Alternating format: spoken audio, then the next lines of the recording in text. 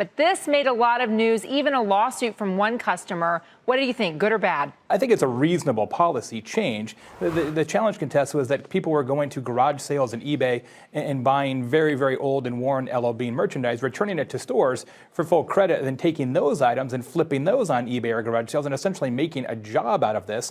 And they finally said enough is enough. I would say that the policy that they now have in place is exceptionally reasonable and fair.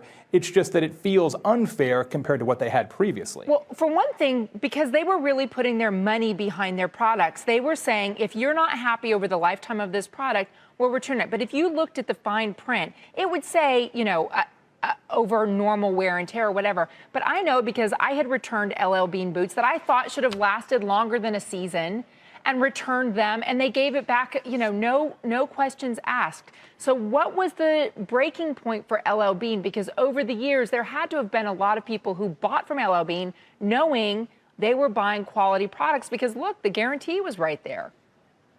That's just it. From a customer service standpoint, this doesn't bother me too much. From a word of mouth standpoint, it bothers me a tremendous amount, because what they have done is taken a differentiator, a talk trigger, something that set them apart in the marketplace, and just given it away and said, we're not going to do that anymore. We're now like everybody else. And that is a very big move. So either the amount of revenue they were losing on these somewhat bogus returns was exceptionally large, larger than we might imagine, or they just decided, perhaps incorrectly, that customers don't care that much about a lifetime warranty versus a one-year warranty versus proof of purchase or no proof of purchase. Perhaps they've miscalculated. This policy was part of its iconic brand of having durable products and goods. What happens to that brand and the reputation in the face of increasing competition globally?